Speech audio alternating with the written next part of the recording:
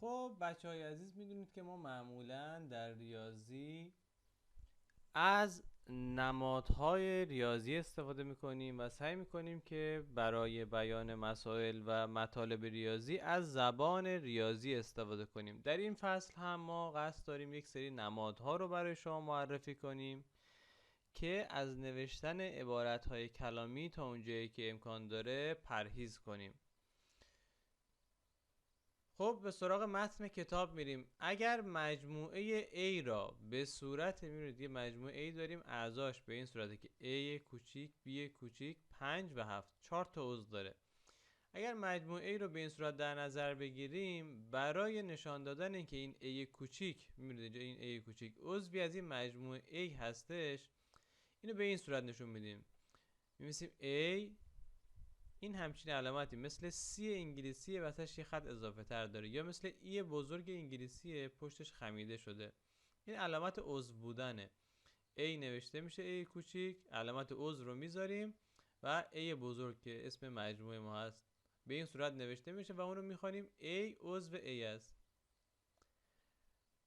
و چون عدد 4 عضو A نیست، میبینید که ما توی این مجموعه A عدد 4 رو نداریم، مینویسیم 4، علامت عضو بودن رو مینویسیم، روش یه خط میزنیم، بعد اسم مجموعه رو مینویسیم و اون رو میخونیم 4 عضو A نیست، یا اینکه میگیم 4 ناعضو A. پس با دو تا علامت آشنا شدیم، عضو و ناعضو بودن. خب ما در صفحات قبلی یاد گرفتیم که مجموعه ها رو نمایش بدیم. گفتیم که برای نامگذاری اونها از حروف بزرگ انگلیسی استفاده میکنیم، اونها رو داخل آکولات قرار میدیم و بینشون از این وهای کوچیک یا ویرگول قرار میدیم.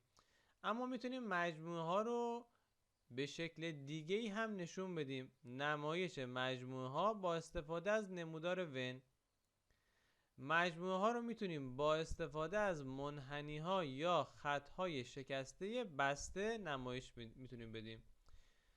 به عنوان مثال نمایش مجموعه A مساوی 1 و 2 و 3 و 4 با استفاده از نمودار ون به صورت مقابله. میبینید یه دایره کشیده که یک منحنی بسته است، 4 تا عضو مجموعه A رو داخلش قرار داده و این کنار، حالا بالای کنار یا هر جای دیگه، اسم مجموعه رو نوشته. شما میتونید به جای دایره از اشکال دیگه، حالا چه هندسی و چه غیر هندسی، استفاده کنید. فقط باید حواستون باشه که بسته باید باشن حتما این اشکالی که رسم میکنید. خب به سراغ فعالیت میریم. سوال 1: با توجه به نمودار ون که برای دو مجموعه A و B رسم شده، مجموعه های A و B رو با عضوهاشون مشخص کنید. خب این دایره سمت چپ مجموعه A هست و دایره سمت راست مجموعه B هست که میبینید که سه تا عضو S, F, K هم برای مجموعه A هست هم برای مجموعه B. از ما خواسته که مجموعه های A و B رو با عضوهاشون مشخص کنید. خب مجموعه A B C S F K که من اینا رو برای شما نوشتم. مجموعه B M N S F K گفتیم همه این عضوهایی که داخل دایره سمت راست هستن متعلق به مجموعه B هستن.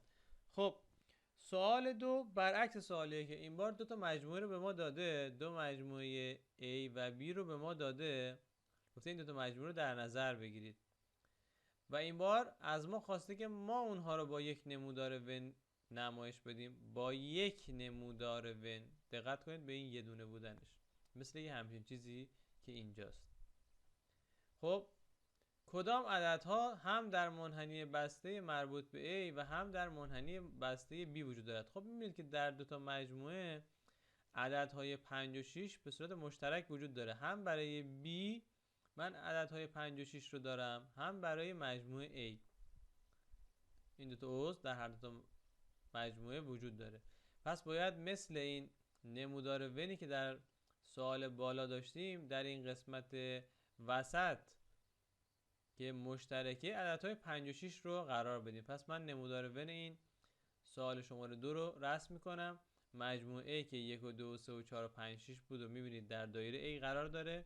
این قسمت وسط که گفتیم قسمت مشترکه برای عضوهای مشترکه، عضوهایی که در هر دو تا مجموعه هست، یعنی 56 این قسمت قرار میگیرن. مجموعه B هم که 56 و 7 و 8 بود، 56ش که در قسمت مشترک قرار میگیره و عددهای 7 و 8 نوشته میشن. پس ما به این ترتیب تونستیم با یک نمودار ون مجموعه های A و B رو نمایش بدیم. اما سوال 3، در سوال 2 عضوهای مشترک هم از ما خواسته بودش که ما اینجا نوشتیمشون 5 و 6 در هر دو منحنی وجود داره. اما سوال 3، مجموعه عددهای دو رقمی و زوج اول را بنویسید. دقت کنید به شرط هایی که در صورت سوال وجود داره. اول اینکه عددهای ما باید دو رقمی باشن، ثانیاً اینکه زوج باشن، ثالثاً اول باشن. یعنی 3 تا شرط داریم: دو رقمی، زوج، اول. این مجموعه رو باید بنویسیم و اون رو ای بنامیم. خب من می‌نویسم ای، آکولادمو باز میکنم. ما هیچ عددی نداریم که هم دو رقمی باشه، هم زوج باشه، هم اول. تنها عدد زوجی که اوله عدد 2 و عدد دو رقمی که زوج اول باشه نداریم. پس این آکولاد رو میبندم. میبینید که داخل آکولاد خالی مونده. این مجموعه چند تا عضو داره؟ هیچ عضوی نداره. پس من اومدم مجموعه ای رو، حرف ای رو نوشتم، مساوی گذاشتم، آکولاد رو باز کردم. این مجموعه هیچ عضوی نداشت و آکولاد رو بستم و داخل آکولاد هیچ عضوی رو قرار نمیدم.